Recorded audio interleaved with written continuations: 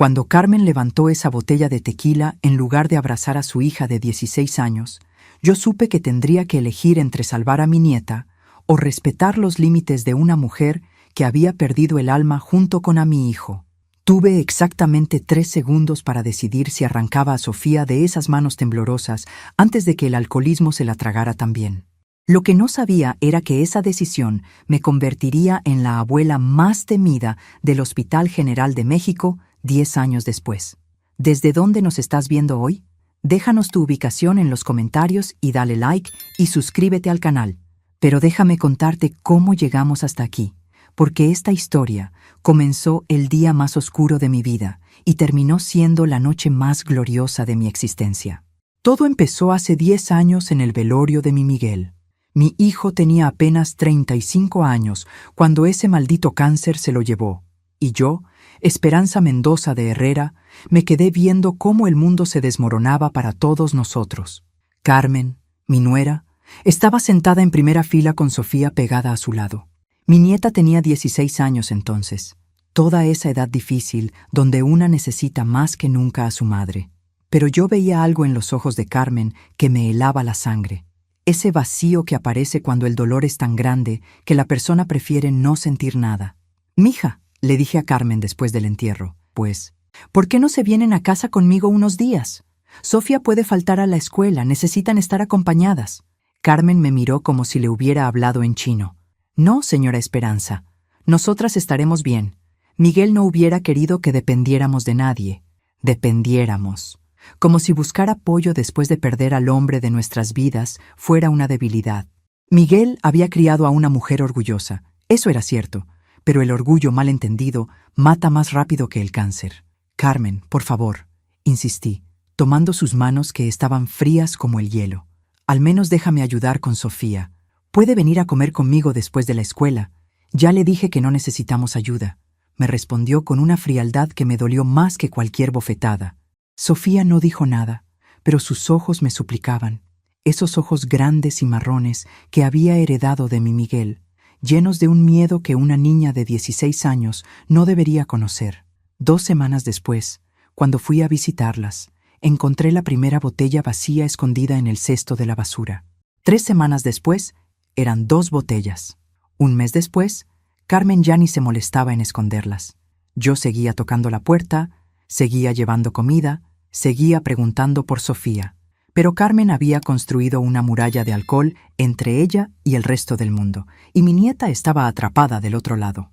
«Abuela», me susurró Sofía una tarde cuando logré hablar con ella a solas. «Mamá ya no cocina, ni se baña, solo llora y toma. ¿Y tú qué comes, mi amor?» «Lo que encuentro en la escuela. A veces la señora Ramírez de al lado me da algo, pero no quiere meterse en problemas». Esa noche no pude dormir. Mi Miguel se estaría revolcando en su tumba si supiera que su hija se estaba muriendo de hambre mientras su madre se ahogaba en alcohol. Al día siguiente volví con una maleta llena de comida y la determinación de no irme sin Sofía. «No», me dijo Carmen cuando le expliqué mi plan. «Sofía es mi hija. Yo decido qué es mejor para ella». «¿Tú decides?», le pregunté, señalando la botella de brandy que tenía en la mano a las 2 de la tarde. «Carmen, mira cómo estás». «Estoy de luto», me gritó. «Mi esposo murió. Tengo derecho a estar destrozada». «Tienes derecho a estar destrozada», le dije con toda la calma que pude reunir. «Pero no tienes derecho a destruir a tu hija en el proceso». Sofía apareció entonces en la puerta de su cuarto. Tenía la misma ropa de 3 días atrás y había perdido tanto peso que parecía un fantasma. Y ahí fue cuando Carmen levantó esa botella como si fuera lo único importante en su vida. «Escoge», le dije a Carmen, señalando primero a Sofía y luego a la botella que sostenía como si fuera oro líquido. «Escoge ahora, porque yo no me voy a quedar aquí viendo cómo mata de hambre a mi nieta». Carmen me miró con esos ojos inyectados de sangre y alcohol. Durante 10 segundos que se sintieron como 10 años, pensé que iba a reaccionar, que el instinto maternal iba a ganar. En cambio, se llevó la botella a los labios y tomó un trago largo. «Sofía», dije, sin quitar los ojos de Carmen, «ve a empacar tus cosas. Te vienes conmigo». «No puedes llevártela», murmuró Carmen, pero ya no había fuerza en su voz. El alcohol había ganado la batalla. «¿Vas a detenerme?», le pregunté. ¿Vas a llamar a la policía y explicarles por qué tu hija de 16 años pesa 40 kilos? Sofía no necesitó que se lo repitiera. Corrió a su cuarto y en 15 minutos tenía toda su vida metida en 2 bolsas de plástico. 2 bolsas. Eso era todo lo que quedaba de su infancia. Cuando salimos de esa casa, Carmen ni siquiera se despidió. Estaba sentada en el sofá, abrazando su botella como si fuera un bebé. ¿Ya no vamos a ver más a mamá?, me preguntó Sofía en el taxi, con esa voz pequeñita que me partía el alma. Claro que sí, mi amor, le mentí, porque a veces las mentiras piadosas son lo único que mantiene cuerda a una niña de 16 años, cuando esté mejor, cuando esté lista. Pero yo sabía que Carmen había elegido, y no había elegido a su hija. Los primeros meses fueron brutales. Sofía lloraba todas las noches, preguntando por su mamá. Yo la abrazaba y le prometía que todo iba a estar bien, pero había días en que ni yo misma me creía esas palabras. La niña estaba traumatizada, desnutrida y con una tristeza tan profunda que daba miedo. Pero también tenía algo que reconocí inmediatamente: la determinación de los Herrera. Esa terquedad sagrada que nos ha mantenido de pie durante generaciones. «Abuela», me dijo una noche, 6 meses después de llegar a mi casa, «quiero ser doctora». «¿Doctora?», le pregunté sorprendida. «¿Por qué doctora?». «Para salvar a la gente, para que no se mueran como papá, para que no se enfermen como mamá». Ahí me di cuenta de que mi nieta no solo había sobrevivido al abandono, se había vuelto más fuerte que el dolor. Los siguientes años fueron de sacrificio y esfuerzo. Yo vendí las joyas que me había dejado mi difunta madre para pagarle clases particulares. Sofía estudiaba hasta las 2 de la madrugada y trabajaba los fines de semana en la farmacia del señor González para ayudar con los gastos. Nunca se quejó, ni una sola vez. Carmen apareció 2 veces en esos años. Una vez en Navidad, borracha, pidiendo dinero. Otra vez en el cumpleaños de Sofía, también borracha, prometiendo que había cambiado. Las 2 veces tuve que echarla. «¿Por qué no la dejas quedarse?», me reclamó Sofía la segunda vez, llorando. «Porque tu mamá está enferma, mi amor, y hasta que no admita que está enferma y busque ayuda, solo va a hacerte daño». Sofía entendió. Era más sabia de lo que cualquier adolescente debería ser. Cuando cumplió 18 años y recibió la notificación de que había ganado una beca completa para estudiar medicina, las 2 lloramos abrazadas en la cocina. «Lo lograste, mi nieta hermosa», le susurré. «Lo lograste. Lo logramos, abuela. Esto es nuestro triunfo». Y tenía razón. Habíamos ganado la primera batalla, pero la guerra aún no había terminado. Sofía se graduó de la universidad a los 24 años. Primera de su generación. Yo estaba en primera fila cuando recibió su título, llorando como una Magdalena orgullosa. Mi nieta, la que había llegado a mi casa con 2 bolsas de plástico y 40 kilos de peso, ahora era doctora. Pero no cualquier doctora. Se había especializado en cirugía de trauma. «¿Por qué trauma?», le pregunté cuando me lo contó. «Porque es donde más se necesita salvar vidas rápidamente», me respondió con esa determinación que ya conocía bien. «Y porque quiero estar preparada para todo. Preparada para todo». Mi nieta había aprendido desde pequeña que la vida puede cambiarte en segundos, y quería estar lista. Durante 2 años más, hizo su residencia en el Hospital General de México. Trabajaba turnos de 36 horas, llegaba a casa agotada, pero siempre con esa sonrisa que iluminaba mi cocina. «¿Cómo estuvo tu día, mi amor?», le preguntaba mientras le calentaba la cena. «Salvé 3 vidas», me decía como quien dice que compró pan. «Pero perdí una. Un señor de 60 años. Infarto masivo». Sofía lloraba por cada vida que no podía salvar y celebraba en silencio cada una que rescataba. Era médica hasta el alma. De Carmen no sabíamos nada. Había desaparecido completamente después de esa segunda visita. Yo había tratado de ubicarla varias veces, más que nada para que Sofía tuviera paz mental, pero era como si se la hubiera tragado la tierra. «¿Tú crees que esté muerta?», me preguntó Sofía una noche. «No lo sé, mi amor, pero si lo estuviera, nos habríamos enterado. A veces sueño con ella», admitió.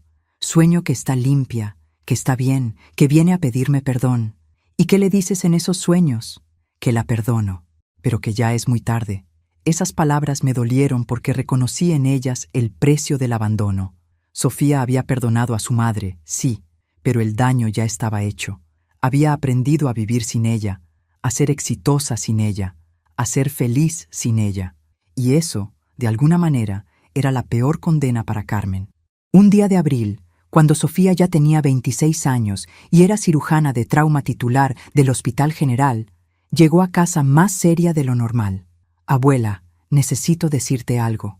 Me senté en el sofá, preparándome para lo peor. Cuando una nieta que es cirujana llega con esa cara, una abuela piensa inmediatamente en enfermedades terribles. «¿Qué pasa, mi amor?» «Hoy llegó una paciente al hospital. Trauma múltiple, accidente de carro, estaba muy grave». «¿Y?» Era una mujer de 45 años, alcohólica. Estaba tan demacrada que casi no la reconocí. Se me heló la sangre. No era mamá, pero se parecía tanto a como debe verse mamá ahora que me quedé paralizada por un momento. Respiré aliviada, pero vi en los ojos de Sofía que había algo más. Me hizo pensar, abuela. Me hizo pensar en qué pasaría si un día mamá llegara a mi quirófano. ¿Qué quieres decir? Que soy su hija, que a pesar de todo, sigue siendo mi madre, y que si algún día la tengo en una mesa de operaciones, voy a tener que decidir qué tan duro lucho por salvarla.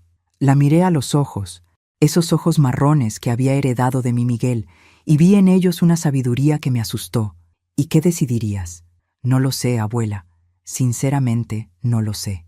Esa noche no pude dormir, pensando en las palabras de Sofía. Mi nieta había crecido tanto, había llegado tan lejos, pero Carmen seguía siendo su punto débil, y algo me decía que pronto íbamos a descubrir exactamente qué tan fuerte era ese punto débil. 3 meses después de esa conversación, un martes a las 2 de la madrugada, sonó el teléfono de Sofía. Era el hospital.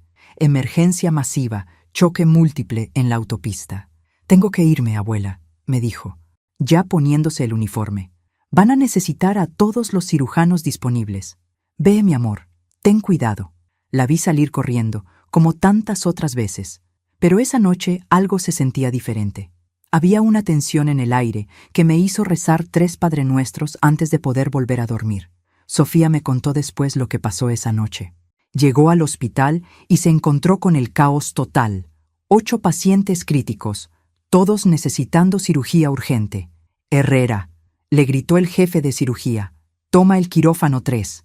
Paciente femenina, trauma abdominal severo, politraumatismo. Está muy mal». Sofía se puso los guantes, se lavó las manos con esa precisión que había perfeccionado durante años y entró al quirófano preparada para otra batalla contra la muerte. Cuando levantó la vista hacia la mesa de operaciones, casi se desmaya. Ahí estaba Carmen, su madre, inconsciente, entubada, con el abdomen abierto y sangrando.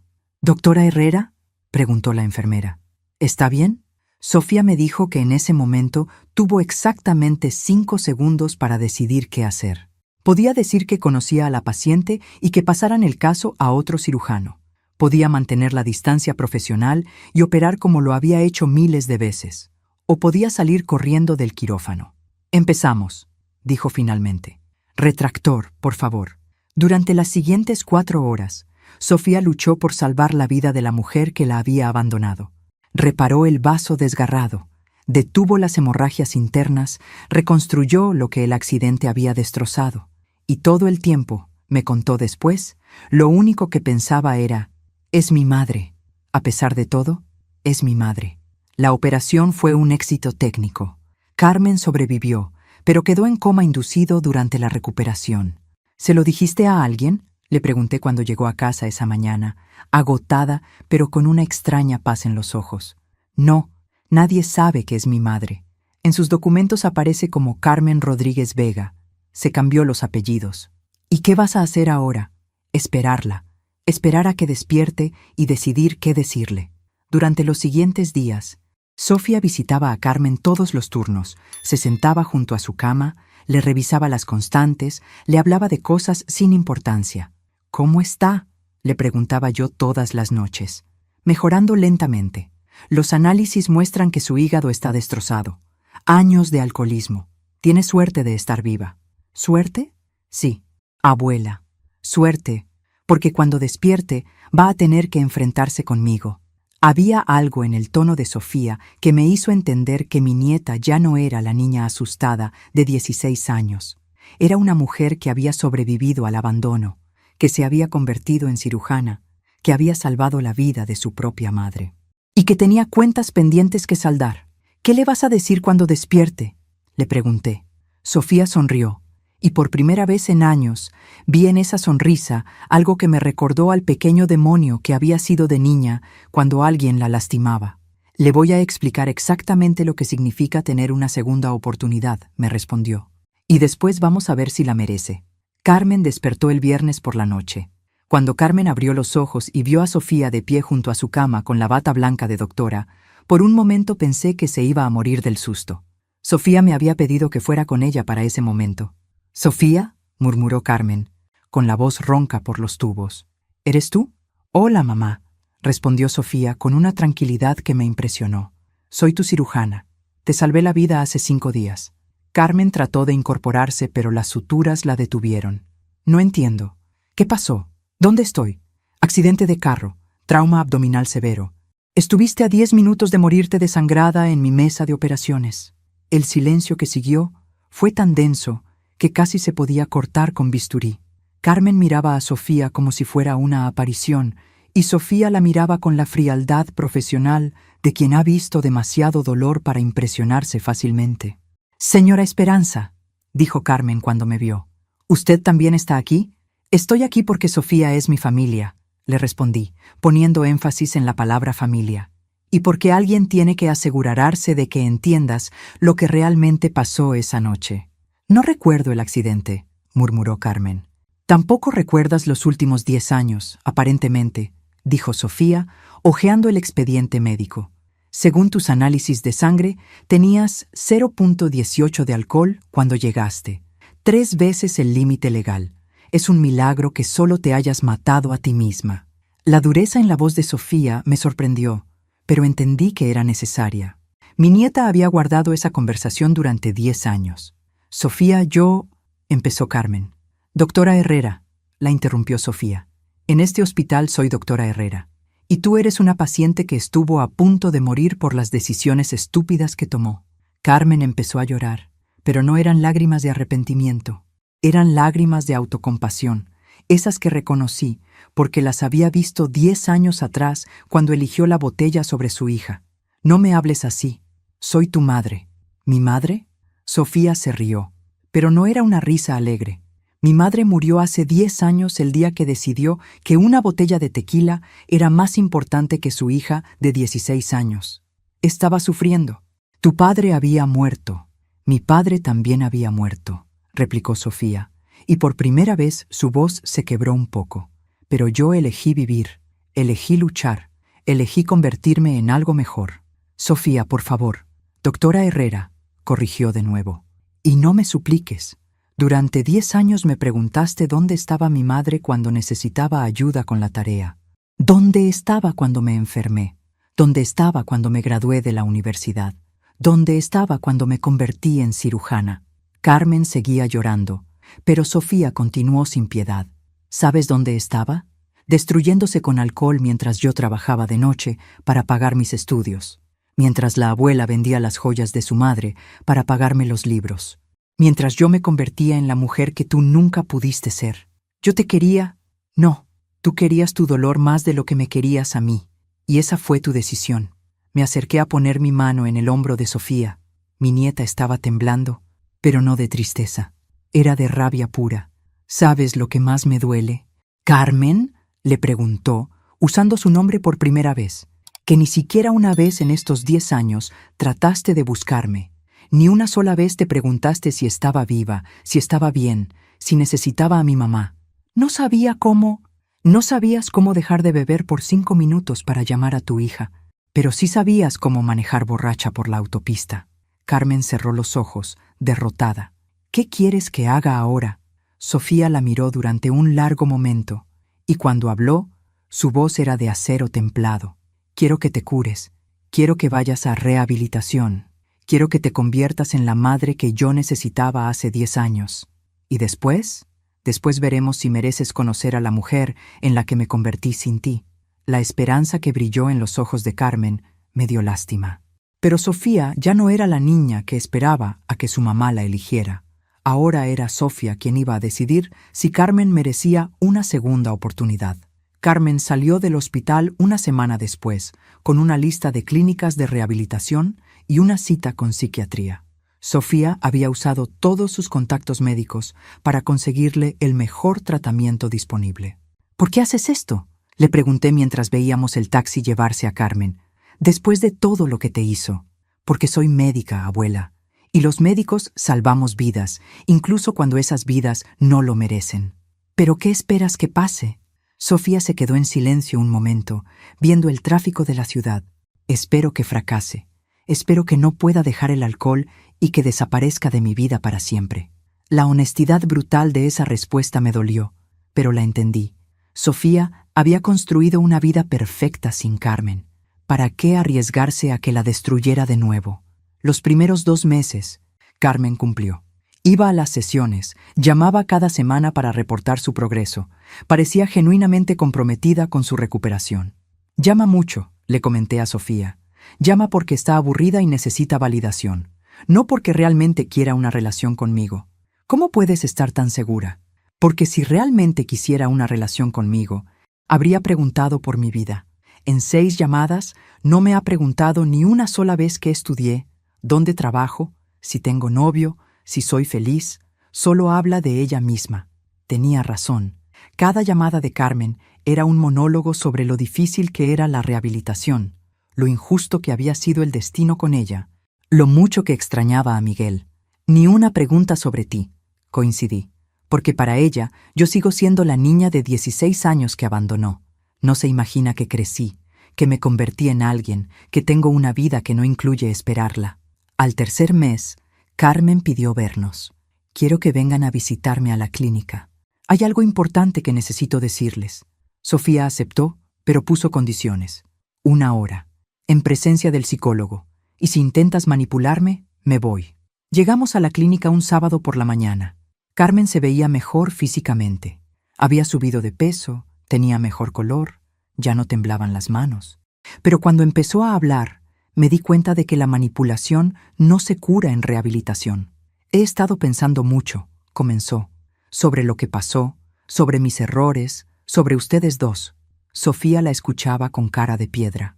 Me he dado cuenta de que fue muy injusto lo que les hice. Especialmente a ti, Sofía.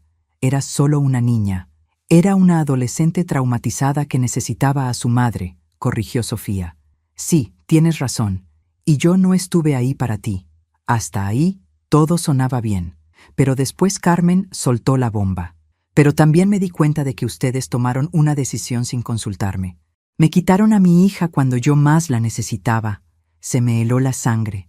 Sofía ni se inmutó. ¿Perdón?, dijo Sofía con esa voz peligrosamente tranquila que usaba en emergencias críticas.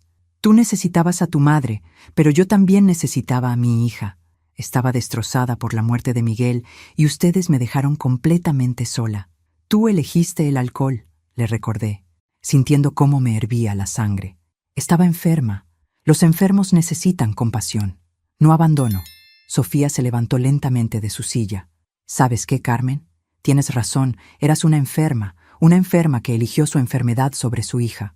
Sofía, por favor, una enferma que me habría matado de hambre si la abuela no me hubiera salvado. Una enferma que me habría destrozado la vida como destruyó la suya. ¡Era mi hija!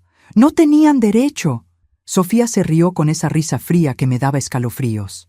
¿Sabes cuál es la diferencia entre tú y yo, Carmen? Que cuando yo tuve que elegir entre salvarte la vida o dejar que te murieras en mi mesa de operaciones, yo elegí salvarte, aún después de todo lo que me hiciste. Yo también te quería salvar. No, tú querías salvar tu adicción, y ahora vienes a reclamarme por las consecuencias de tus propias decisiones. Sofía recogió su bolsa y se dirigió a la puerta. Espera, la detuvo Carmen. No te vayas así. Dame una oportunidad. Mi nieta se volteó, y en sus ojos vi la misma determinación que había tenido cuando decidió estudiar medicina. Ya tuviste tu oportunidad, Carmen. Se llamaba ser madre, y la desperdiciaste. Entonces, ¿para qué me salvaste? Sofía sonrió por primera vez en toda la conversación. porque soy mejor persona que tú, y porque quería que vivieras lo suficiente para darte cuenta de todo lo que perdiste. Salimos de la clínica y Carmen nunca volvió a llamar, pero la guerra aún no había terminado. 6 meses después de esa visita a la clínica, cuando ya pensábamos que Carmen había entendido el mensaje y se había quedado fuera de nuestras vidas para siempre, apareció en el hospital, no como paciente esta vez, como visitante. Sofía estaba terminando su turno cuando la enfermera jefe la llamó. «Doctora Herrera, hay una señora en recepción que dice ser su madre. Quiere hablar con usted». Sofía me contó después que sintió como si alguien le hubiera echado agua helada por la espalda. «Dile que la doctora Herrera no está disponible», respondió automáticamente. «Ya se lo dije. Dice que va a esperar hasta que salga. Lleva ahí 3 horas». Sofía subió a verme al departamento de rayos X, donde yo trabajaba de voluntaria 2 veces por semana. «Abuela, tenemos un problema. Carmen, está en el hospital, esperándome. ¿Qué quieres hacer?» «No lo sé. Parte de mí quiere mandar seguridad para que la saque. Otra parte quiere bajar y escuchar qué tiene que decir». «¿Y qué dice tu instinto de cirujana?» «Mi instinto de cirujana dice que cuando un paciente regresa con el mismo problema después de rechazar el tratamiento, es porque la enfermedad empeoró». Decidimos bajar juntas. Carmen estaba sentada en la sala de espera y cuando nos vio llegar se puso de pie inmediatamente. Se veía horrible. Había perdido todo el peso que había ganado en rehabilitación. Tenía ojeras profundas y las manos le temblaban ligeramente. «Sofía», dijo, y su voz sonaba desesperada. «Necesito hablar contigo». «Doctora Herrera», corrigió Sofía. «Y puedes hablar, pero aquí, en público. Es privado. Todo lo que tengas que decirme puede ser escuchado por mi abuela. Ella es la única familia que he tenido en los últimos 10 años». Carmen miró alrededor, notando que varios pacientes y empleados del hospital estaban observando la situación. «Está bien», accedió finalmente. «Necesito dinero». Ahí estaba, la verdadera razón de su visita. «¿Dinero para qué?», preguntó Sofía con esa tranquilidad mortal que ya conocía bien. «Para tratamiento. Necesito un tratamiento más intensivo, más caro. El que tome no funcionó». «¿Te saliste de rehabilitación?». Carmen bajó la mirada. «Era muy restrictivo. No me dejaban salir, no podía hacer nada. Se llama rehabilitación porque tienes que cambiar tu estilo de vida», le expliqué. «Usted no entiende, señora Esperanza. Era como estar en la cárcel». «¿Y ahora qué?», preguntó Sofía. «Ahora encontré una clínica en Estados Unidos. Es más cara, pero es mejor, más humana». «¿Cuánto?», preguntó Sofía, aunque yo podía ver que ya sabía hacia dónde iba la conversación.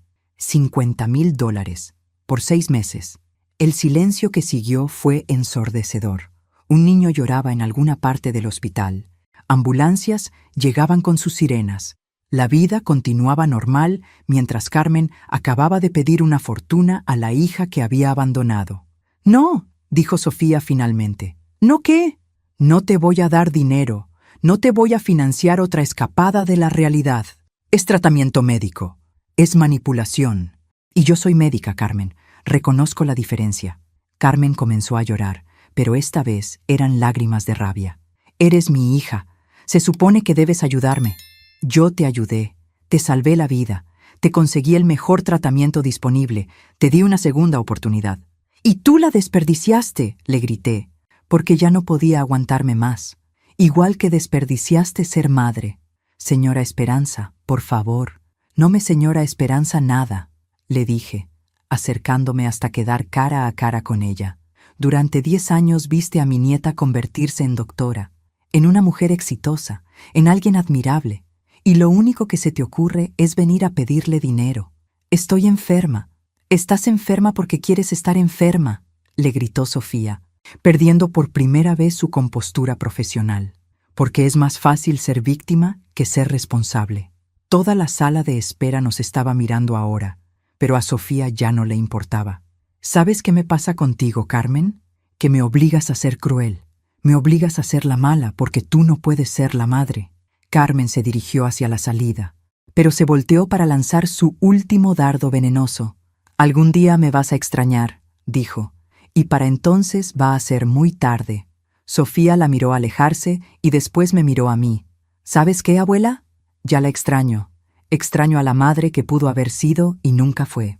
Esa noche, mientras cenábamos en silencio, Sofía me hizo una pregunta que me heló la sangre. Abuela, ¿tú crees que soy mala persona por no ayudarla? ¿Tú qué crees? Creo que soy la mejor persona que pude ser a pesar de ella. Y eso ya es suficiente. Pero Carmen no había terminado con nosotras. 3 semanas después del incidente en el hospital, Sofía llegó a casa con una expresión que no le había visto desde los días más difíciles de la residencia. Abuela, necesito contarte algo, y no va a gustarte. ¿Carmen otra vez? Peor que eso. Se sentó a la mesa de la cocina y sacó unos papeles de su bolsa. Hoy llegó esto al hospital. Una citación legal. Sentí como si el suelo se moviera bajo mis pies. ¿Una citación por qué? Carmen me está demandando por negligencia médica. Dice que durante su operación cometí errores intencionales porque tenía conflicto de intereses. ¿Puede hacer eso? Puede. Y lo está haciendo. Leí los papeles con manos temblorosas. Carmen alegaba que Sofía la había operado sabiendo que era su madre, que había ocultado esa información al hospital y que había realizado la cirugía de manera negligente como venganza personal. Esto es absurdo, dije. Tú le salvaste la vida. Lo sé, pero va a ser muy difícil de demostrar. La demanda está muy bien estructurada, tiene abogado y todo. ¿Abogado? ¿Con qué dinero? Sofía sonrió amargamente. Abogado de contingencia. Solo cobra si gana, y aparentemente hay suficiente evidencia circunstancial para hacer el caso atractivo. ¿Qué tipo de evidencia? Que no revelé inmediatamente que conocía a la paciente, que tomé el caso cuando legalmente debería haberme recusado, que tuve acceso a ella durante toda su recuperación sin supervisión médica adicional. Pero la salvaste. La salvé, sí, pero la ley dice que debía haber informado inmediatamente el conflicto de intereses y pasar el caso a otro cirujano. Me senté pesadamente en mi silla. Carmen había encontrado la manera perfecta de hacernos pagar por rechazarla. Atacar lo único que realmente le importaba a Sofía, su carrera médica. ¿Qué dice el hospital? El hospital está del lado de Carmen. Técnicamente, violé el protocolo. Pueden suspenderme mientras se resuelve la investigación. ¿Te van a suspender? Posiblemente. Y si pierdo la demanda, puedo perder mi licencia médica. Esa noche no dormí nada. Carmen había jugado su carta más venenosa. Si no podía tener a Sofía como hija, iba a destruir a Sofía como médica. Al día siguiente llamé a Carmen. Conseguí su número a través de una amiga que trabajaba en servicios sociales. «¿Señora Esperanza?», contestó sorprendida. «Carmen, necesitamos hablar». «No hay nada que hablar. Ya tomé mi decisión». Tomaste la decisión de destruir a tu propia hija por despecho. Tomé la decisión de exigir justicia. Sofía abusó de su posición médica. Sofía te salvó la vida. Sofía me operó sin revelar nuestro parentesco. Eso es negligencia ética. La frialdad en su voz me asustó más que toda la rabia que había visto antes. Carmen, por favor, no hagas esto. Sofía es lo único bueno que salió de tu matrimonio con mi hijo. Exactamente. Y es lo único que me pueden quitar que realmente les duele. Entendí en ese momento que Carmen no quería recuperar a su hija. Quería destruirla. ¿Cuánto?, le pregunté. ¿Perdón? ¿Cuánto dinero quieres para retirar la demanda? Carmen se rió. Esto no es sobre dinero, señora Esperanza. Esto es sobre poder. ¿Poder sobre qué? Poder sobre Sofía. Durante 10 años ha tomado todas las decisiones. Dónde vivir, qué estudiar, cómo relacionarse conmigo. Ahora yo tengo el poder de decidir su futuro.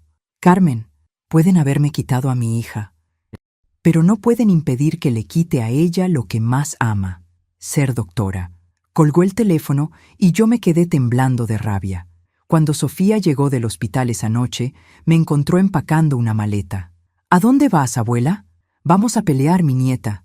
Carmen quiere guerra, guerra va a tener. Abuela, no puedes hacer nada. Esto es legal. Tu bisabuelo no me crió para retroceder ante las manipuladoras, le dije, cerrando la maleta. Carmen cometió un error muy grande. ¿Cuál? Amenazar a mi familia. Sofía me miró con esos ojos grandes que había tenido desde niña cuando no entendía algo.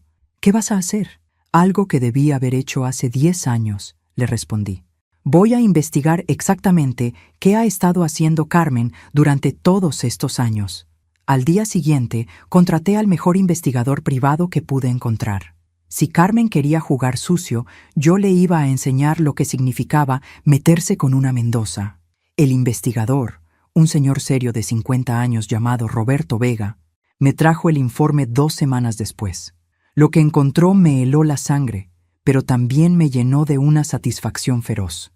Señora Mendoza, me dijo, abriendo una carpeta gruesa, Carmen Rodríguez tiene un historial muy interesante. Sofía estaba conmigo en esa reunión, suspendida temporalmente del hospital mientras se investigaba la demanda. ¿Qué tipo de historial?, preguntó Sofía. En los últimos 5 años, Carmen ha demandado a 3 médicos diferentes por negligencia médica.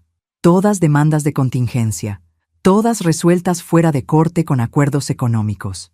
¿Está diciéndonos que esto es un patrón?, pregunté. Es un modus operandi. Carmen se las arregla para ser tratada por médicos jóvenes. Crea situaciones donde puede alegar negligencia y después demanda. Roberto abrió el archivo y nos mostró fotografías, documentos, reportes médicos. Primer caso, Dr. Martínez, cirujano cardiovascular. Carmen alegó que le había hecho un daño intencional durante una angioplastia. Acuerdo, $50,000. Segundo caso, doctora Fernández, ginecóloga. Carmen alegó que le había hecho una histerectomía innecesaria.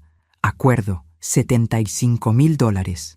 Tercer caso, doctor Ramírez, gastroenterólogo. Carmen alegó que le había perforado el intestino durante una colonoscopia. Acuerdo, $100,000. Sofía palideció. Es una estafadora profesional. Mejor que eso, continuó Roberto. Cada vez mejora su técnica y cada vez apunta a hospitales más grandes, doctores más jóvenes, acuerdos más jugosos. ¿Pero cómo puede hacer esto?, pregunté. ¿Los hospitales no verifican? Los hospitales prefieren evitar la publicidad negativa. Es más barato pagar el acuerdo que pelear en corte, especialmente cuando el médico técnicamente violó algún protocolo. Como no revelar el conflicto de intereses, murmuró Sofía. Exactamente. Carmen es muy inteligente. No inventa emergencias médicas, las busca. Se pone en situaciones donde necesita atención médica urgente. Y después encuentra la manera de crear un caso legal. ¿Cómo sabemos que el accidente de carro fue real?, preguntó Sofía de repente. Roberto sonrió, porque esa fue mi siguiente pregunta. Y resulta que Carmen estaba manejando el auto de un hombre llamado Eduardo Salinas, con quien había estado bebiendo esa noche. Y Eduardo Salinas murió en el accidente. Pero antes de morir, le había contado a un amigo que Carmen le había dicho que tenía una hija doctora que trabajaba en el Hospital General. Se me heló la sangre. ¿Estás diciendo que Carmen provocó el accidente a propósito? Estoy diciendo que Carmen sabía exactamente a qué hospital la iban a llevar. Y sabía que Sofía estaría de turno esa noche. Sofía se puso de pie tan rápido que derribó la silla. ¿Cómo pudo saber que yo estaría de turno? Porque llamó al hospital 2 horas antes del accidente preguntando por los turnos de cirujanos de trauma. La habitación se llenó de un silencio mortal. Carmen no había sido víctima de un accidente. Había orquestado todo para crear la demanda perfecta. ¿Tiene pruebas de todo esto?, pregunté. Roberto sacó una grabadora. Eduardo Salinas tenía su teléfono grabando cuando murió. El audio es muy claro. Puso play y escuchamos la voz de Carmen. Borracha pero calculadora. No te preocupes, Eduardo. Mi hija es cirujana en el General. Si algo pasa, ella nos va a atender. Y después vamos a ser ricos. Sofía se sentó lentamente, procesando la magnitud de la traición. Mató a un hombre para poder demandarme, susurró. Y habría matado a más gente si hubiera sido necesario, añadí, sintiendo una rabia que no sabía que podía experimentar. ¿Qué hacemos ahora?, preguntó Sofía. Roberto cerró la carpeta. Ahora van a la policía, porque Carmen no solo cometió fraude médico, cometió homicidio vehicular premeditado. ¿Y la demanda? La demanda va a ser lo menor de sus problemas cuando se entere de que sabemos la verdad. Esa tarde fuimos a la estación de policía con toda la evidencia. El detective que nos atendió era una mujer de mediana edad que escuchó todo el caso sin interrumpir. ¿Están seguras de que quieren proceder?, nos preguntó al final. Una vez que presentemos cargos criminales, no hay vuelta atrás. Sofía me miró y vi en sus ojos la misma determinación que había tenido cuando decidió estudiar medicina. Carmen eligió esta guerra, dijo. Ahora va a vivir con las consecuencias. Al día siguiente, Cuando Carmen fue arrestada en su departamento, estaba preparando los papeles para demandar a otro médico. La guerra había terminado, pero la victoria aún no estaba completa. El juicio de Carmen duró 3 semanas. Sofía y yo estuvimos presentes todos los días, viendo cómo se desmoronaba la imagen de mujer víctima que había construido durante años. La evidencia era abrumadora. No solo habíamos probado que había orquestado el accidente para poder demandar a Sofía, sino que el investigador había descubierto que llevaba 5 años viviendo de demandar médicos. Carmen Rodríguez, dijo el juez al leer la sentencia, usted ha convertido el sistema de justicia médica en su negocio personal. Ha destruido carreras, ha robado dinero y ha causado la muerte de un hombre inocente. Carmen estaba de pie junto a su abogado, con la misma expresión vacía que había tenido el día que eligió la botella sobre Sofía. La condeno a 20 años de prisión por homicidio vehicular premeditado, fraude médico en múltiples ocasiones y conspiración para cometer extorsión. Cuando se llevaron a Carmen esposada, se volteó para mirar a Sofía por última vez. «Esto no cambia nada», le gritó. «Sigo siendo tu madre». Sofía se puso de pie y caminó hasta donde pudiera escucharla. «No», le dijo con esa voz clara y fuerte que había desarrollado en años de cirugías de emergencia. «Mi madre murió hace 10 años. Tú eres solo la mujer que me dio a luz». Carmen trató de decir algo más, pero Sofía ya se había dado vuelta. Salimos del juzgado tomadas del brazo, y por primera vez en meses, vi a mi nieta sonreír de verdad. «¿Cómo te sientes?», le pregunté. «Libre», respondió. «Finalmente libre». El hospital reinstató a Sofía una semana después con una disculpa formal y una promoción. La directora médica, una mujer inteligente llamada doctora Herrera, la llamó a su oficina. «Doctora Sofía», le dijo, «lamento profundamente lo que pasó. El hospital debió haber investigado antes de suspenderla. Entiendo que tuvieran que seguir el protocolo», respondió Sofía con esa gracia que siempre me enorgulleció. Su manejo de una situación imposible fue ejemplar. Salvó la vida de una paciente a pesar de conocer su historia personal. Eso requiere una fortaleza moral extraordinaria. Solo hice mi trabajo. No, doctora Sofía. Hizo mucho más que eso. Por eso quiero ofrecerle la jefatura del Departamento de Cirugía de Trauma. Sofía me contó esa conversación esa noche mientras cenábamos. A los 26 años, se había convertido en la jefe de cirugía más joven en la historia del hospital. «¿Vas a aceptar?», le pregunté. «Ya acepté», me respondió con una sonrisa. ¿Y sabes qué es lo más irónico de todo? ¿Qué? Que Carmen me hizo un favor sin darse cuenta. ¿Cómo? Durante la investigación, tuve que demostrar mis habilidades médicas, mi ética profesional, mi capacidad de manejar situaciones complejas. Todos los médicos senior del hospital vieron de lo que soy capaz. Tu padre estaría orgulloso, le dije, sintiendo cómo se me llenaban los ojos de lágrimas. Mi padre no está aquí, respondió Sofía, pero tú sí estás, y tú eres quien me enseñó a luchar. 6 meses después, Sofía me invitó a una ceremonia especial en el hospital. Habían construido una nueva ala pediátrica y querían que yo cortara la cinta inaugural. ¿Yo? ¿Por qué yo? Porque la nueva ala va a llamarse Pabellón Esperanza Mendoza de Herrera, en honor a las abuelas que salvan nietos. Lloré como una Magdalena durante toda la ceremonia. Mi nieta, la que había llegado a mi casa con 2 bolsas de plástico y 40 kilos de peso, ahora dirigía un departamento médico y había nombrado una ala del hospital en mi honor. Después de la ceremonia, mientras caminábamos por el jardín del hospital, Sofía me hizo una pregunta que me llenó el alma de paz. «Abuela, ¿alguna vez te arrepientes de haberme sacado de casa de Carmen?» «Ni un solo día de mi vida, aunque significara que tuviéramos que pasar por todo esto». «Mi nieta hermosa», le dije, deteniéndome para mirarla a los ojos. «Carmen te regaló la vida, pero yo te di las herramientas para vivirla». Sofía me abrazó ahí en el jardín, entre las flores que habíamos plantado juntas cuando era pequeña. «Te amo, abuela.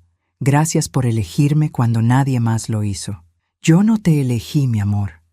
Tú elegiste ser digna de ser elegida». Ahora, cuando la gente me pregunta cómo logré criar a una cirujana exitosa, siempre respondo lo mismo. No crié a una cirujana. Crié a una sobreviviente que decidió dedicar su vida a salvar otras vidas. Carmen pasará los próximos 20 años en prisión pagando por sus decisiones. Sofía pasará los próximos 20 años salvando vidas y honrando la memoria de su padre. Y yo pasaré el resto de mi vida orgullosa de haber sido la abuela que supo cuándo pelear por su nieta. Porque a veces, el amor más grande es el que se atreve a tomar las decisiones más difíciles. Y a veces, las mejores madres no son las que dan a luz, sino las que están ahí cuando todo se derrumba. ¿Y tú? ¿Conoces a alguna abuela guerrera como yo? Cuéntanos en los comentarios y no olvides suscribirte para más historias que te van a emocionar hasta el alma.